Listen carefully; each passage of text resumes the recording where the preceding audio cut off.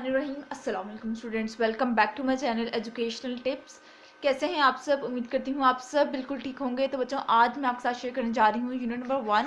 Unit number 1 है हमारे पास जी nature, और नेचर की आज मैं आपके साथ इसकी एक्सरसाइज का सोल्यूशन शेयर करूँगी। लास्ट टाइम मैंने आपके साथ इसकी रीडिंग शेयर कर दी थी। अगर आप लोगों को रीडिंग नहीं समझ आई हुई तो आप लोग मेरे चैनल पर विजिट कर सकते हैं, वहाँ पे आपको ही मिल जाएगी। तो आप सब बच्चे अपना पेज नंबर, सबसे पहले अपना पेज नंबर ओपन कर लीजिए, पेज नंबर 3। पेज नंबर 3 के अंदर आ जाते हैं वोकैबुलरी के अंदर आ जाते हैं। वोकैबुलरी का मतलब होता है बेसिकली कि मतलब उसके अंदर हमारे मीनिंग्स वगैरह चेक हो रहे होते हैं, ठीक है। उसके अंदर हमारे मतलब मीनिंग्स वगैरह बेसिकली होते हैं। तो सबसे पहले हमारा जो क्वेश्चन है वो क्या है, read the words in a column 1 and write the connotative and denotative meaning. Use a dictionary to look for the denotative meaning and read the text for the connotative meaning. अब वो कह रहे हैं कि आपने डिनोटेटिव मीनिंग भी लिखना है और कॉन्टेटिव मीनिंग लिखना है। सबसे पहले जो वर्ड है हमारे पास वो है हमारे पास जी थ्राइव। थ्राइव का मतलब होता है जी टू ग्रो विगोरसली, ठीक है। वही कॉन्टेटिव मीनिंग हो जाएगा। ये मतलब ओल्ड बुक थी तो इस वजह से उसके अंदर ये लिखा हुआ था। ये वैसे इसके उर्दू के में मायने लिखे हुए हैं, उसने बच्चे ने लिखे हुए हैं, जिसकी भी बच्चे की बुक है ये। Falter, give away, to hesitate यानी कि आप घबराना, ठीक है। स्ट्रेप्ड का मतलब होता है to die from lack of food. Lack of food का से हम लोगों को पता चलता है यानी खुराक की किल्लत से मर जाना, ठीक है। Determine, having reached a decision यानी कि एक हतमी फैसले पे पहुंच जाना, ठीक है जी। फेट, डेस्टिनी, ये वाला ये मैं पहले काट रही हूँ, ये वाला आप लोगों ने नहीं करना। फेट, डेस्टिनी इन मंजिल। उसके बाद फिर आ जाते हैं इवॉल्व, टू डेवलप ग्रेजुअली यानी आहिस्ता आहिस्ता ग्रो करना, ठीक है। टाइफून्स, टाइफून्स कहते हैं हम लोग साइक्लोन को, तूफान को, ठीक है। टॉर्नेडोज और वायलेंट थंडरस्टॉर्म यानी गरज चमक, ठीक है। Unpredictable, not able to be known यानी कि जो हम कह देते हैं कि ये काम तो अनप्रिडिक्टेबल हो गई, ये ना काबिल बर्दाश्त ना यकीन ना आए, ठीक है जी। Weathering, weathered, season by exposure to the weather यानी कि मौसम, ठीक है। कंजेस्टेड, ओवर क्राउडेड यानी कि रश होना, ठीक है। उसके बाद हम लोग आ जाते हैं अपने क्वेश्चन नंबर 2 के ऊपर। क्वेश्चन नंबर 2 है हमारे पास, listen to the audio clip and fill the blanks with the missing word. आपने ये फिल द ब्लैंक्स करना है। When I thrive, you thrive. When I falter, you falter. वो जो ये पीछे वाली रीडिंग के अंदर था ना कि जब मैं ग्रो करती हूँ तो जब नेचर ग्रो करती है तो इंसान भी ग्रो करता है, और जब वो ख़त्म होना शुरू हो जाती है तो इंसान का माइंड भी स्टक होना शुरू हो जाता है, इंसान का भी सवाल शुरू हो जाता है। But I have been here for aeons. Aeons का मतलब मैंने आप लोगों को उधर भी बताया था, century. I have fed species greater than you. Fed यानी कि उसने अपने अंदर रखे हुए हैं, स्पीशीज यानी कि लिविंग ऑर्गेनिजम्स की बात की जा रही है। And I have starved species greater than you. My oceans, my soil, my flowing streams. Flowing का मतलब होता है बहते हुए दरिया पानी, ठीक है। My forest, they all can take you और लीव यू, ठीक है। अब बी पार्ट पे आ जाते हैं। I am congested of balance यानी कि वो कंजेस्टेड जुड़ा हुआ, एंड पोल्यूटेड यानी कि मैं हर तरफ से ना हर तरफ से मेरे अंदर गंदगी है। You see I am more delicate than you think. I took millions of year to get it just right. My perfect mix of gases, temperature and weather that you enjoy. But now your cars, your factories and dust have pushed me past the limits, ठीक है। यानी मुझे आप लोगों ने इतना pollute कर दिया है कि मैं अपनी लिमिट्स क्रॉस कर चुका हूँ, उसके अंदर मेरे अंदर गंदगी इतनी ज़्यादा भर दी है। And you wonder why my typhoons and tornadoes are more intense. और आप लोग फिर ये भी कहते हैं, इंसान ये भी कहते हैं कि अर्थ के ऊपर इतने ज़्यादा वो क्यों आंधियाँ क्यों आते हैं, तूफान क्यों आते हैं? इसी वजह से तो आते हैं कि मुझे इतना गंदा किया हुआ है। More frequent, I have become unpredictable, और मैं अब नाकाबिले बर्दाश्त हो चुका हूँ, ठीक है जी। अब आ जाते हैं हम लोग नेक्स्ट पेज के ऊपर। नेक्स्ट पेज के ऊपर आ जाएं तो हमारे पास क्वेश्चन नंबर 3 है। The narrator has used a number of words to describe the feelings of the sky. Read the line words in the sentence and replace them with a synonym. Synonym का मतलब होता है यानी कि एक हम लोग कहते हैं ना उर्दू में मुतजाद, ऑपोजिट, और एक होता है मुतरादिफ यानी कि माइनिंग का अंदर से ही माइनिंग निकल रहा होता है। यानी कि एक मीनिंग है, उसके लिए एक वर्ड है, उसके लिए काफ़ी ज़्यादा वर्ड्स यूज़ हो रहे होंगे, तो वो जो काफ़ी ज़्यादा वर्ड्स उसी से रिलेटेड वर्ड्स होते हैं उसको हम लोग सिनोनिम्स कहते हैं। यानी कि अगर मैंने बारिश कह दिया तो अगर मैं उसके लिए मैं रेन भी इस्तेमाल कर रही हूँ, उसके लिए मैं बारिश के लिए मतलब काफ़ी ज़्यादा वर्ड्स यूज़ हो जाते हैं, तो वो सिनोनिम यानी उसके मुतरादिफ कहते हैं उर्दू में, ठीक है। You can use to find the synonym. आपने ये जो अंडरलाइन वर्ड है इनके सिनोनिम बताने, जैसे अभी देखिए इसके अंदर यू आर मेकिंग मी सिक। सिक यानी बीमार, ठीक है। सिक का सिनोनिम इल भी हो सकता है, इल का मतलब भी बीमार ही होता है, ठीक है। I am congested of balanced and polluted. ये बैलेंस इन इक्विलिब्रियम, और कंजस्टेड का मतलब होता है स्टफी, ठीक है, यानी अंदर जुड़ जाना, ठीक है। आई एम मोर अनप्रिडिक्टेबल यानी अनस्टेबल, ठीक है। I can't even control my self, manage my self, ठीक है। कंट्रोल यानी मैं अपने आप को खुद संभाल नहीं सकता, मैं अपने को खुद मैनेज नहीं कर सकता। दोनों का वर्ड्स मीन का एक ही मतलब हो जाता है। अच्छा, उसके बाद फिर हम लोग आ जाते हैं अपने कॉम्प्रीहेंशन क्वेश्चन के ऊपर। कॉम्प्रीहेंशन क्वेश्चन के अंदर क्वेश्चन नंबर 4 के ऊपर आ जाएं तो आंसर दिस क्वेश्चन है।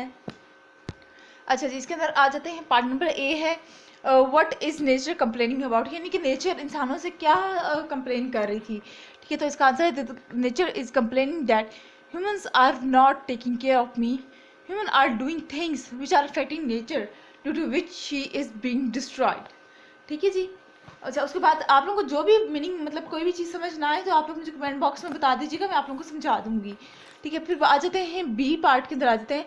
Y is the sky unable to control itself, the sky is unable to control itself because of global warming, there are more rain than before in some areas and less rain in other areas, ठीक है। आप लोगों को अगर मतलब question answer ज़्यादा अच्छे तभी समझ आएंगे जब आप लोग मेरी रीडिंग वॉच कर लेंगे, क्योंकि मैंने उसके अंदर अपने कॉन्सेप्ट्स दिए होंगे, आप लोगों की बेसिक्स बनाई होंगी, तो आप लोगों को पता चल जाएगा कि इस रीडिंग में क्या क्या लिखा हुआ है। अच्छा, सी पार्ट के अंदर आ जाते हैं। For how many years has mother nature been in existence, तो इसका mother nature has been in existence for over 4.5 billion years, ठीक है जी। उसके बाद फिर आ जाते हैं why do you think nature does not need us but we need it, यानी आप लोगों को क्यों लगता है कि नेचर को हमारी ज़रूरत नहीं है, हमें वो नेचर की ज़रूरत है। We need nature for our food and survival but nature does not need as it can live on her own, ठीक है जी। अब आ जाते हैं ई पार्ट पर। What does the word falter mean, falter का मतलब क्या है। The word falter mean to stop और फेल, ठीक है। उसके बाद फिर हम लोग आ जाते हैं एफ पार्ट पे। Why does the sky mean when it says that at the end it will be fine, discuss in detail। अब वो कह रहे हैं कि आसमान का, वो स्काई का कहने का क्या मतलब था, जो उसने आखिर में कहा कि आखिर में तो at the end I will be fine, आखिर में मैं ठीक हो जाऊंगा। तो इसका मतलब क्या था स्काई का कहने का। the sky means that I will live on for many years, as human can't destroy it with their activities, human will die because of natural disaster but sky will go on living, यानी कि वो कह रहा है कि मैं हज़ारों सालों से इधर हूँ और मुझे आज तक किसी ने कुछ भी नहीं कह सका। अलबत्ता हाँ, इंसान मर जाते हैं, उनको वो नेचुरल डिज़ास्टर से उनकी डेथ हो जाती है, लेकिन स्काई की डेथ नहीं होती, स्काई को कोई नुकसान नहीं होता। Describe the feeling of mother's nature, mother nature की फीलिंग बताएं। Mother nature is not happy with human as they are doing bad activities which are harming her, so she request humans to stop bad things, ठीक है जी। उसके बाद फिर हम लोग आ जाते हैं ये यूज़ ऑफ लैंग्वेज के अंदर। इसके अंदर हमारे पास जो हमारे पास ग्रामर पोर्शन है, इसके अंदर जो हमारे पास जो ग्रामर डिस्कस की गई है वो सबसे पहले हमारे पास है जी एडजेक्टिव की बात की गई है। Now I am going to tell you what is adjective. Adjective basically बेटा होता क्या है। एडजेक्टिव वो वर्ड्स, वो सेंटेंसेस के अंदर वो ऐसे अल्फाज जो कि नाउन को या प्रोनाउन को, नाउन क्या है हमारे पास, नेम ऑफ एनीथिंग, ठीक है, किसी भी चीज़ का नाम। जैसे अगर मैं कहूँ अली, अब अली की जगह मैं ही यूज़ कर रही हूँ। अली जो है पहले हमारे पास देखिए, पहले मैंने कहा Ali is a boy, Ali यहाँ पर इस सेंटेंस के अंदर अली क्या है हमारे पास नाउन होगा, ठीक है। आगे उसके बाद फिर मैं कह दूँ ही इज़ अ बॉय, तो यहाँ पे ही क्या है, ये प्रोनाउन, यानी कि नाउन की जगह जो वर्ड इस्तेमाल होता है वो प्रोनाउन होता है और नाउन का नेम ऑफ एनीथिंग होता है, ठीक है। उसके बाद वो कह रहे हैं कि एडजेक्टिव क्या होता है। एडजेक्टिव ऐसे वर्ड्स होते हैं जो नाउन को या प्रोनाउन को एक्सप्लेन कर रहे होते हैं, उनकी क्वालिटी के बारे में या उनके बारे में थोड़ा सा फर्दर एक्सप्लेनेशन दे रहे होते हैं। अब हमारे पास टाइप्स ऑफ एडजेक्टिव की बात करते हैं। हमारे पास टाइप्स ऑफ एडजेक्टिव ऑल्दो काफ़ी ज़्यादा टाइप्स हैं, लेकिन जो आपको डिस्कस की गई हैं वो है, सबसे पहले हमारे पास आ जाते हैं क्वांटिटेटिव एडजेक्टिव। क्वांटिटेटिव एडजेक्टिव ऐसे एडजेक्टिव्स होते हैं जिसके अंदर हमें देखिए क्वांटिटेटिव यानी कि किसी चीज़ की क्वांटिटी बताई गई हो, क्वांटिटेटिव से निकल रहा है क्वांटिटी, ठीक है, यानी तादाद बताई हो, मेजरमेंट बताई भी हो, ठीक है। जैसे वो कह रहे हैं कि it can be further divided. अब देखिए क्वांटिटेटिव एडजेक्टिव फिर आगे 3 चीज़ों में डिवाइड हो गया। उसकी quantitative adjective itself a type of adjective है और उसकी भी आगे फर्दर ब्रांचेस होगी। इसके अंदर सबसे पहले आ जाते हैं हमारे पास डेफिनेटिव एडजेक्टिव, यानी कि डेफिनेटिव क्वांटिटेटिव एडजेक्टिव। इसके अंदर क्या है, it shows an exact number like 1 2 second, ठीक है, यानी कि इसके अंदर हमारे पास करेक्ट वो होगी, एग्जैक्ट हमारे पास जो नंबर होगा, डिटेल होगी वो एग्जैक्ट होगी, ठीक है। I have been here for over 4.5 billion years. अब वो वहाँ पे उस स्काई कह रहा था ना कि, या नेचर कह रही थी कि मैं यहाँ पे 4.5, यानी कि उसको कंफर्म था कि उसको नेचर को इधर रहते हुए अर्थ के ऊपर कितना अर्सा हो गया, 4.5 बिलियन ईयर्स हो गए हैं, ठीक है। अब दूसरा हमारे पास जो क्वांटिटेटिव एडजेक्टिव की जो टाइप आ जाएगी वो हमारे पास आ जाएगी इनडेफिनिट क्वांटिटेटिव एडजेक्टिव। अब इस चीज़ के अंदर क्या होगा, it shows the quantity which is not exact count, like all, few, several, some, many, यानी कि हम कहते हैं ना थोड़ी सी चीनी दे दो, I need little amount of sugar. अब हमें एग्जैक्ट तो नहीं पता कि लिटिल अमाउंट में कितनी अमाउंट है, that can be a 1 kg, that can be a 2 kg, ठीक है, that can be a half kg, ठीक है, that can be a 1 spoon, ठीक है। तो ये चीज़ें जो इनडेफिनेट होगा उसके अंदर हमारे पास करेक्ट, यूँ कहते हैं करेक्ट फिगर मौजूद नहीं होगी। मैं कह दूँ आधा चम्मच चीनी दे दो, तो वो मैंने कहा कि एक स्पेसिफिक मैंने कह दिया आधा चम्मच। लेकिन अगर मैं कह रही हूँ कि जो हमारे पास चीनी है वो मुझे थोड़ी सी चीनी दे दो, थोड़ी सी के अंदर कितनी चीनी, वो तो नहीं है ना, सम, फ्यू, ठीक है। अच्छा, उसके बाद हम लोग आ जाते हैं distributive adjective, distributive quantitative adjective. क्या है ये, it shows a specific number out of group such as each, every, ये ग्रुप की तरफ रिप्रेजेंट करेगा। Each member in this group is intelligent, या यहाँ पे each one of us should protect nature, ठीक है, यानी ग्रुप ऑफ पीपल को, ग्रुप को हमेशा जो रिप्रेजेंट कर रहा होगा वो क्या होगा, हमारे पास डिस्ट्रीब्यूटिव एडजेक्टिव हो जाएगा। अब हम लोग आ जाते हैं एक्सरसाइज के ऊपर। Underline the adjective in the given paragraph and identify them as definite, indefinite or distributive adjective. Some call me nature, some, ठीक है, indefinite. Other call me mother's nature, mother definitive है। I have been here for over 4.5 billion years, definitive है। Everyone depend on me, indefinitive है, everyone, ठीक है। I have here for eons, eons मैंने बताया था सेंचुरीज, डिस्ट्रीब्यूटिव है। I have fade every species greater than you, indefinitive है, greater है क्योंकि इसके अंदर दे ऑल सब कैन मेक यू और लीव यू, इंडेफिनेटिव है। वन वे और the other your actions will determine your fate not mind, definitive है। उसके बाद हम लोग आ जाते हैं use the following quantitative adjective in the sentence. आपने सेंटेंसेस के अंदर इस्तेमाल करने हैं। सबसे पहले जो वर्ड है वो हमारे पास इनफ है। I have studied enough for the exam and feel confident about it. Every student in the class received a participation certificate. I am the third person in line to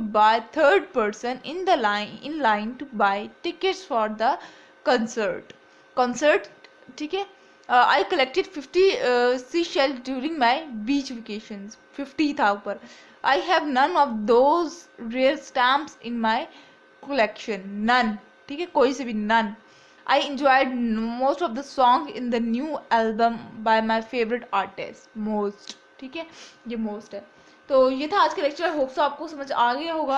अगर आज का lecture आप सबको समझ आ गया है तो मेरे चैनल को सब्सक्राइब कर दीजिएगा, वीडियोस को लाइक कर दीजिएगा और साथ साथ बेल आइकन को प्रेस करना मत भूलिएगा। इसलिए मिलने वाली हर लेटेस्ट अपडेट सबसे पहले आप तक पहुंचेगी। मिलती हूँ किसी और वीडियो में। दुआ में याद रखिएगा, अपना ख्याल रखिएगा। अल्लाह हाफिज़।